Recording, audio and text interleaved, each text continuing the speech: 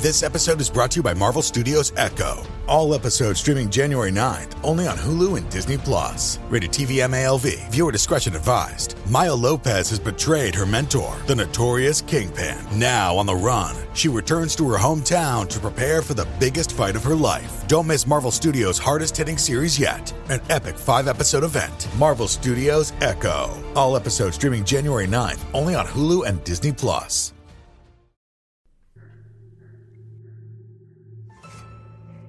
Hello, and welcome to Scare You to Sleep. I'm your host, Shelby Scott. Please forgive me for the late episode.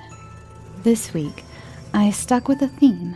I used to do more themed episodes, and this one just fell together so beautifully.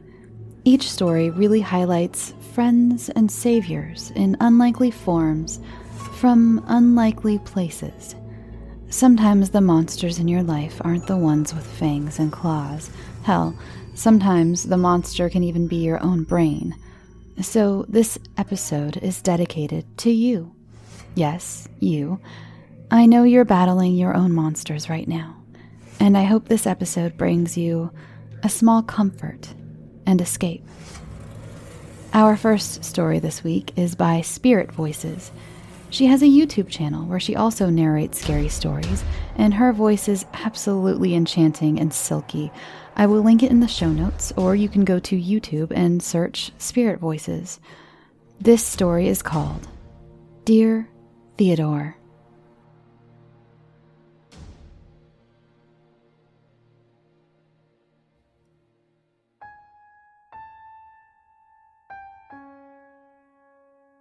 Dear Theodore, I am the monster hiding under your bed.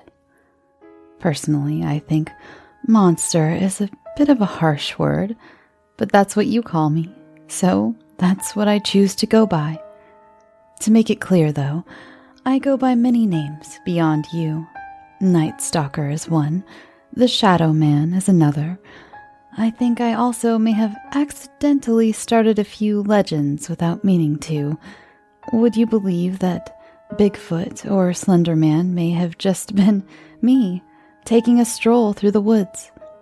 Truly, depending on who sees me, any human can imagine something different. So far, I like your imagination the best. As I'm writing this, you're 6 years old. For all 6, I've been under your bed. I followed you from the NICU and listened to your crying all the way home from the hospital. I admit that the crib was harder to squeeze myself under, but I managed. I'm grateful you've since upgraded to a big boy bed. It's a lot easier on my back. As you've grown, you leave the house more and more. I'd forgotten that children go to school so young, until I heard you return, excitedly rambling to your ignorant parents about the things you'd learned. Mrs. Thomas sounds nice from what you say. I approve of her, for now. Anyone can sound nice coming from you, though, because you tend to see the best in people. It's a quality that gives me hope. This world needs more people with infinite optimism like yours. And you can quote the big scary night monster on that. In fact, you even try to find good things in me. When the moon casts a hideous mix of shadows and light into your room, and the fear of my very presence makes you tremble, I hear you whisper to me, "I'm scared. Are you scared too?" It's clear that you don't know who you're talking to. To you, I am nothing but a nameless creature, with no aim or purpose, just an undetermined maliciousness. You don't even seem to know what I would hypothetically do to you, should you fall asleep while I'm around. In the daytime, you think you're safe from me. Do you think shadows simply disappear, little one? If I wanted to hurt you, I would. You drew me once when you were 4. The crumpled paper ended up under the bed with me. You've never truly seen me, and your art skills were underdeveloped to say the least. So, of course, there were a few inconsistencies. Your illustration depicted a haphazard gray scribble with pointed teeth and horns, and too many claws to count. Almost like a sickly, demonic porcupine. I couldn't help but be amused when I saw it. I won't say you were completely wrong. I suppose I mention all of this because I know that you know nothing about me. But I know so much about you. In fact, I'd like to think that I know you better than you know yourself. I know that you don't like vegetables, but will eat any fruit placed in front of you. I know that your favorite cereal is Reese's Puffs, even though you rarely get to eat them. I know that you only know one curse word, but you're afraid to say it out loud. I know that you want to be a firefighter, but 2 months ago you wanted to be a construction worker, and you will end up being neither. I know the names of all of your friends, and which ones will turn out to betray you in the future. I know the names of your first and second girlfriends, and your first and only boyfriend. I know you love your parents, even though they hurt you. I know the age at which you'll die. I also know how to stop it. Though I do know a lot of things, I'm not sure when this letter will reach you. In fact, I'm not sure you will ever read it. I wish I could say that I was positive you'd understand why I'm about to do what I plan to do, and that you'd support my decision when you grow older. But the truth is, I don't know if you ever will. The only thing I'm 100% clear on is that I won't regret doing what I'll do to them. They deserve the punishment they'll receive, because at night, when the tree branches look like giant claws at your window and the darkness seems to be moving in closer, I know it's not me you're truly afraid of. Deep inside, in a place your mind cannot yet access, you're afraid of your parents. I'm scared. Are you scared too? You ask the question not over the sounds of me, but over them. They fight and spat like wild animals, a never-ending cyclone of neglect and anger. You have no idea how they act when you're gone, flourishing in the temporary safety that a classroom brings you. You cannot yet fathom the amount of pain they will bring you when they realize you've become too old to coddle and just old enough to treat you like they treat each other. You would be so good without them, Theodore. Much better off, I assure you. It'll hurt for a while, sure. But you're still so young. The pain will fade, and then you'll be free. Free from the chaos and self-destruction and abuse. You'll be able to live the life you want, with no one to hold you back. One day, if you read this, you'll understand why I took them away from you. And I hope then that you'll thank me. I hope the nightmares of your parents' blood will slowly fade into a background hum, replaced by that endless optimism I know you hold so close. And when that day comes, I hope you realize that I care for you more than they ever did. Eternally yours, the monster still under your bed.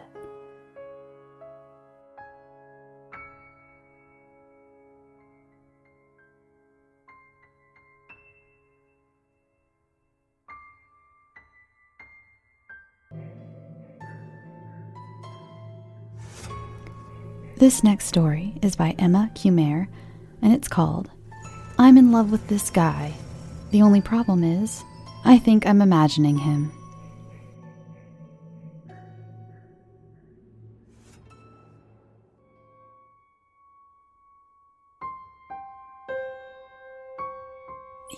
probably clicked on this because you thought it sounded ridiculous. So let me begin by saying that I do have reason to be crazy. Probably. I moved into my freshman college dorm this August. The first night, our whole floor had a meeting where the RA told us that we were living in the same building as this boy who had committed suicide last spring. For our mental health, the RA didn't want to tell us which room he'd lived in. She was only telling us because the upperclassmen already knew, so she didn't want us to be alarmed. If anyone wants to talk to me about this, my door is always open, and the administration knows the situation might be frightening, so if you feel uncomfortable at all, you can request to switch dorms. I wasn't too uncomfortable, so I asked my roommate Alyssa how she felt. It was day one, and I didn't know this girl at all. Turns out, she was fascinated with the RA's announcement. We ended up spending our first night of college stalking the internet for more information. It was morbid, in my opinion, but I didn't know anyone at school, and I wanted Alyssa to like me. So I sat next to her on the twin bed, scrolling through articles. We learned that the boy's name was Peter Spolaski. He'd hung himself last spring after battling depression all year. He'd been a freshman, just like us. "Does he have an Instagram?" Alyssa asked me. "You should check." I didn't want to, but I didn't want her to think I was scared. I typed his name into the search bar and an account appeared right away. @peter.spy was set to private, but the account wasn't disabled. Before I could stop her, Alyssa clicked request to follow. "Why'd you do that?" I asked. "Chill," she said. "It's not like he's going to accept the request." I stayed up late that night, looking at the tiny little circle of his profile picture. I would never admit this to anyone, but he was kind of cute. He was laughing in the picture, wearing a plaid shirt with dark brown hair and wire-framed glasses, like those boys who read John Green books but wouldn't admit it. Seeing his candid smile made my stomach hurt, so I pushed it out of my mind and tried to sleep. I quickly forgot about Peter. Soon enough, I had my own drama. Starting college was hard, especially because Alyssa ended up being really weird. I didn't love hanging out with her or her friends, so I did most things on my own. I wasn't depressed per se, but I was definitely counting down the days to go home for Thanksgiving, meet up with my high school friends, and see my dog. That was until September 12th. It was a Thursday, so I had class at 9 a.m. I woke up to see a weird alert that @peter.spy had accepted my follow request. I didn't show Alyssa. I knew she'd obsessively comb through his pictures. Instead, I kept the account to myself. I admit, I scrolled to the end of his posts. He had a fairly common boy Instagram, all pictures of basketball games, some shots of nature from camping trips, the occasional posed family picture. The most recent image was the full version of the profile pic, laughing in the plaid shirt, standing in the doorway of a dorm room.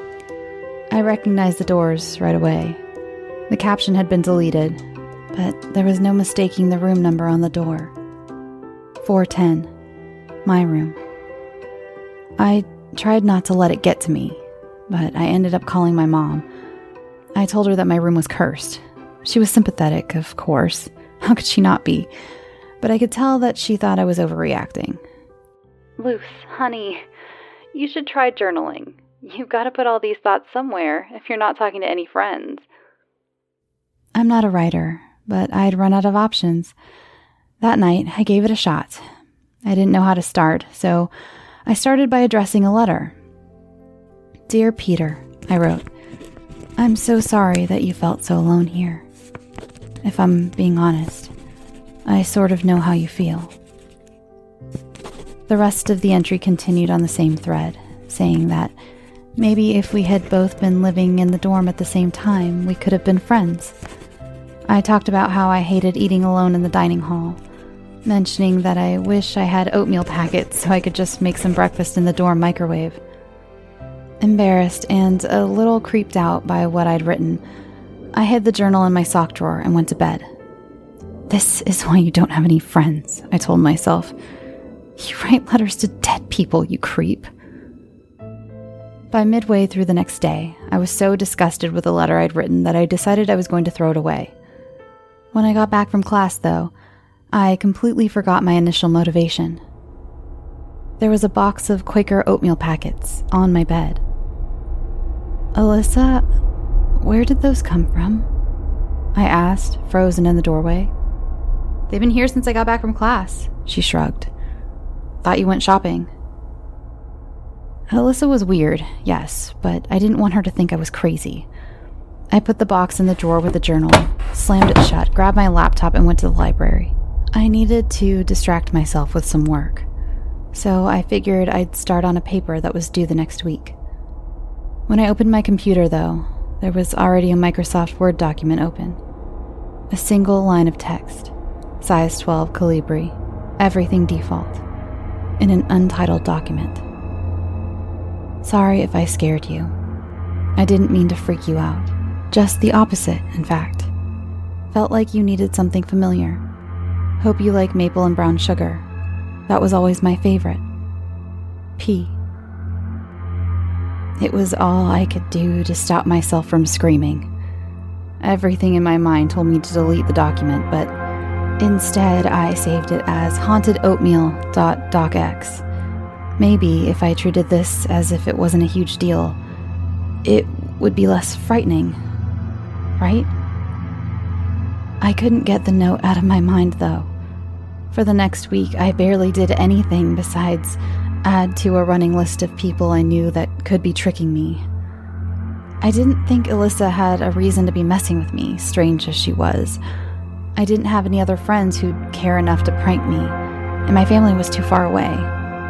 The only possible suspect in my mind was Peter, or, more realistically, his ghost. I needed to find out for certain, though. A week after my initial letter, I wrote to Peter again. This time, I asked him if he'd given me the oatmeal. Before I could stop myself, I scribbled that maple and brown sugar was my favorite flavor, too. I imagined his invisible body, reading the entries over my shoulder. It should have freaked me out, but if I'm being honest, it felt sort of nice to have someone care about me. Part of me was terrified that I was conducting a seance through college-ruled loose leaf, but another part of me was thrilled by the mystery. The answer came the next day. I was studying, alone in my room, and my computer started playing Mirror Master by Young the Giant, my favorite album. I jumped off the bed and ran to my computer, where Spotify was pulled up to a new playlist called L+P. The description? Guess we have more in common than I thought. I did something stupid then. I added songs to the playlist. I went back to Peter's Instagram, found pictures of him at concerts in high school, and figured he liked indie rock. I wondered if he had been able to listen to new music since he died. He was missing out on new Rex Orange County, new Tame Impala. I added it all. Ever since that moment, there have been more strange occurrences. I'll leave for class with my clothes fresh out of the dryer. I'll come back and they'll be in my drawers, tucked into my drawers in that pathetic way that college boys fold clothes. I'll leave a problem set open on my desk and come back to see incorrect answers circled lightly in pencil. 2 days ago, I found a slip of paper in the front pocket of my jeans with a little note. "Have a good day today. P." Adorned with the awkward, angular smiley faces that boys draw. I know I should be scared, but something about seeing his handwriting was endearing. Last night scared me, though. Enough to put all of this into words, enough to finally post this. Alyssa was out at some frat party, so I was doing some homework when I got a text from my mom. My dog, Rudy, had died. She didn't want me to worry. He'd been sick for weeks. And when I came home for Thanksgiving, he wouldn't be there. I'd never get to see him again. After the isolation and homesickness of this year, I broke down. It was too much. I mean, God, the only thing getting me through each day was thinking about visiting home. and now I didn't even want to go back. For a long time, I just sobbed into my hands, knees tucked into my chest. I was so unbelievably upset. I didn't know how to process it. I just kept wishing that someone was there to comfort me. I closed my eyes and imagined that someone was holding me. I thought about the warmth of their arms over mine, the tightness of my body closed within someone else's, the gentle blow of their breath in my hair, and I think I wanted it so badly that it started to feel real. When I allowed myself to confront my imagination, I realized that I was imagining Peter, his plaid sleeves, his soft hair. Eyes still closed, I stopped crying for a moment. It was so quiet in the room, everyone in the dorm having gone out on a Friday night. That's when I heard the voice, so soft that I could have imagined it. "Lucy," it said. "What would you do if you knew I was right here?" "I don't know," I answered into the empty room. "I'd have to think about it."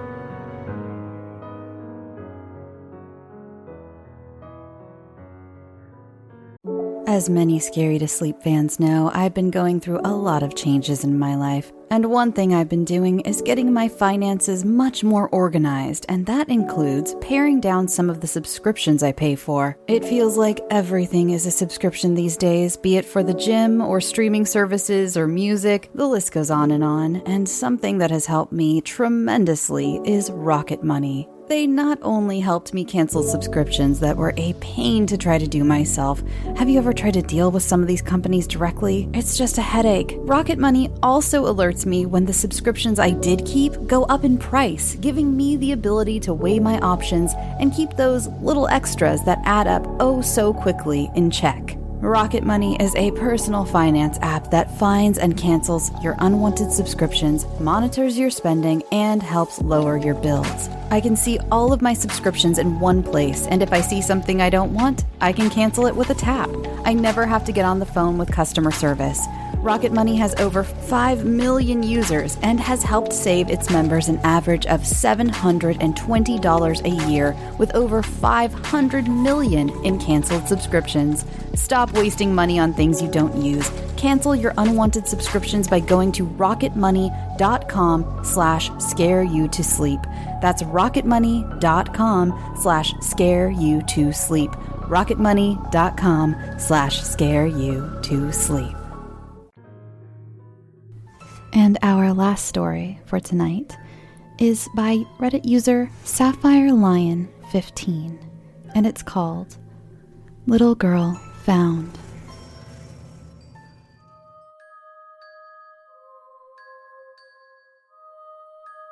My name is Callie.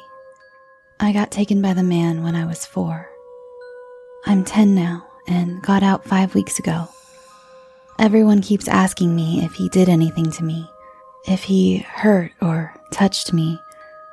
I tell them he tried. Ripley wouldn't let him. He got me when I went to the playground with my sister Annie. Annie was 13 then, and I thought she was a grown-up. Mommy had made her promise to watch me the whole time. She just kept saying, yes, yes, yes, but I knew she wasn't really listening. She talked the same way when I tried to tell her about my day at preschool. When we got to the playground, I ran straight for the slide. I looked back and saw Annie on her phone. I waved and went down. We were there for a while. I played on everything at least 100 times. After a while, I was tired and wanted to go home. I went back to where Annie had been sitting, but she was gone. 2 weeks after my escape, Annie, teary-eyed, told me that she had met a boy from school and had decided to get a quick ice cream with him.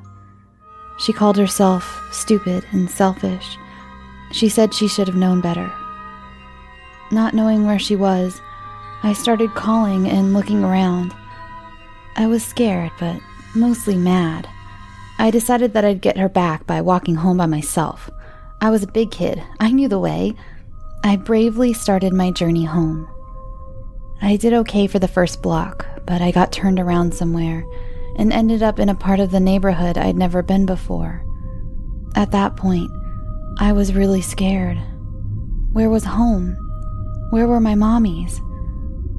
I was about to start crying when a man came up behind me. I recognized him, sort of. Mommy and Mommy used to talk about him when they thought I wasn't around. They called him a homophobe or something. I had thought it was a compliment. It was a funny-sounding word. He asked me if I had lost my mommy. I said yes, and that I wasn't allowed to talk to strangers. He laughed. He insisted that he was no stranger. He knew my mommies.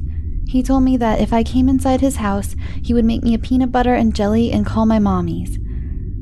I was tired and hungry, but something didn't feel right. But he kept insisting. It was getting colder.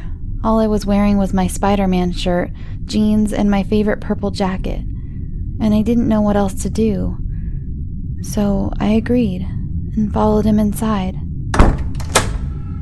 The second the front door was closed and locked, he picked me up roughly by the waist, threw his hand over my mouth, and took me through his house to a huge steel door hidden behind a curtain. I was terrified and tried escaping while he typed on a keypad. He was too strong. The second he opened the door, I smelled something like rotting meat. He took his hand away from my mouth to get a better grip on my waist. Then he threw me into the room. The floor was concrete, and I was knocked out. I came to a while later. There was no light in the room, and I couldn't see, but I could hear and feel fine. I was lying on something soft, like a cat's fur. My head was fuzzy, and I tried to sit up. Something, an arm, pushed me gently back down. Try not to move. A voice came out of the darkness. It wasn't the man's voice. It was a woman's voice. Not Mommy Jackie or Mommy Lauren's voice, but still soft, still kind, still comforting. Who are you? A friend. I'm sorry this happened to you. He has kept me here for years, but I never dreamed. Who is he? I don't know his name, but only a truly evil man would steal a child. What is your name? I'm Callie. I'm 4. What a lovely name. I wish I had a name as lovely as that. What is your name? Something too long and complicated for a human tongue. You may call me Ripley. Okay, Ripley. I'm hungry. Me too. He'll bring food before long. Why are you here? His grandfather found me in a far-away place a long time ago. He kept me prisoner because of my gift. I have been a family secret ever since. What kind of gift? I can see into the future. Not too far. A year at the most. But to a greedy person who likes lottery machines or racing, that's plenty. None of them have had to work a day in their lives because of me. They also try to use me to get rid of people they don't like. They think I eat humans. Do you? No. I kept them as safe as I could for as long as I could. but they were usually hurt or poisoned when they were kidnapped. They were almost always adults, and they were afraid of me. They wouldn't let me help them and died. Are you a monster? In a way. Are you feeling any better? A doctor's appointment after my escape proved that I had suffered minor fractures from being thrown into the room. They healed, more or less, during my time there. Ripley never let me simply lay there. As soon as they stopped hurting and just became sore, she made me walk around the room, even do jumping jacks. I didn't see the man very often. The first time, when he realized I was still alive, he got a nasty smile and tried to come in. Ripley, I couldn't see her due to the light blinding me, wrapped herself around me and told him that if he ever tried to hurt me, she'd kill him. I'll kill you. He was scared of her and left right away. A minute later, he came by with a plate of food, a bottle of water, and a bucket. After that, I only saw him when he brought food and replaced the bucket once a day. Ripley never let me look at him. She said he wasn't even worthy of my disdain, whatever that meant. I was scared and sad, but Ripley did everything she could to keep me busy. She told me the plots of Disney movies to come. She sang me every song she'd ever known. She even tried to teach me to read.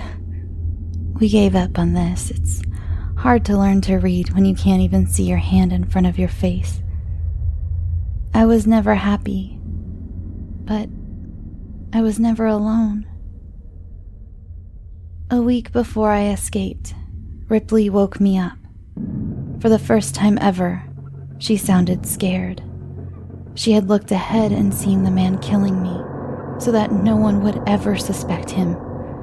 She told me that the next time he came, I had to sit in the corner of the room, covering my eyes and ears. She didn't tell me what she planned to do. She didn't need to.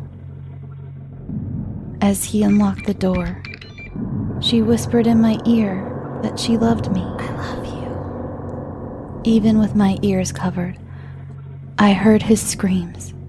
I smelled something metallic and was so tempted to open my eyes. I didn't, and sat still for a long time. After a long time, I couldn't hear anything else. I called out for Ripley. No answer. Even though the light stung my eyes, I opened them slowly.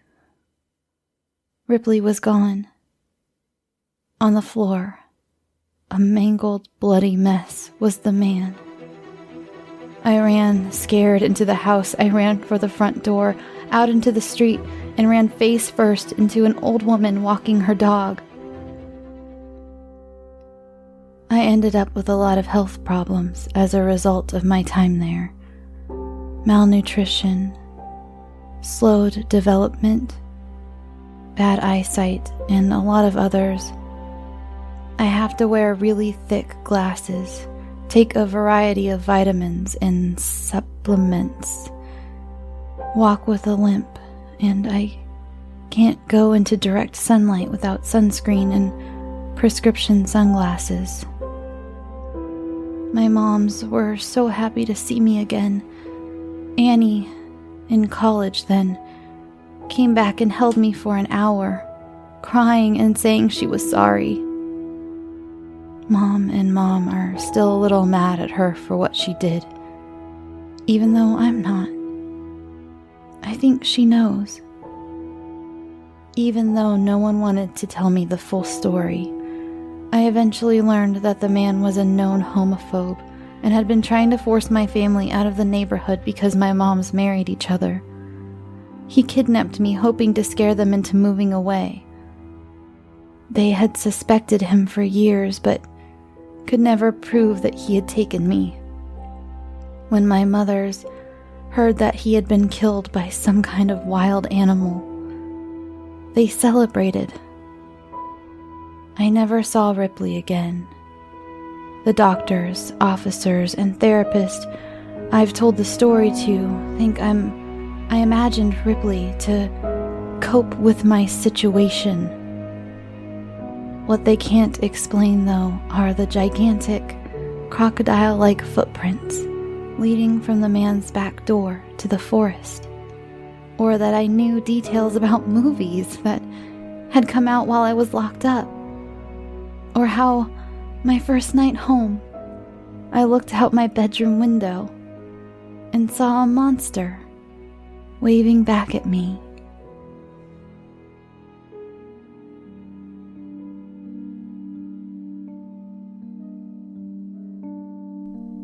Thanks for listening. Next week, I have quite a doozy of an episode. It's been a while since I had one big long story for an episode, and next week's is a lot of fun. It's got everything. A young couple, a spooky seaside town, superstitious locals. It'll be a blast. You'll see. Let's go to Patreon shoutouts, shall we? Thank you so much to Lisa W., Rochelle, Kevin Corpy, and Elia? I'm so sorry. It's one of those, I think. Cummins. Thank you so much. I'm sending you all a huge warm hug and so much gratitude and love. You can follow the show on Twitter, Instagram, Reddit, Tumblr, and Facebook. Remember, by using the offer codes provided by my sponsors, you are directly helping out the show. I always put the codes in the show notes. I think that's all for this week. Now, go get some sleep. Sweet dreams.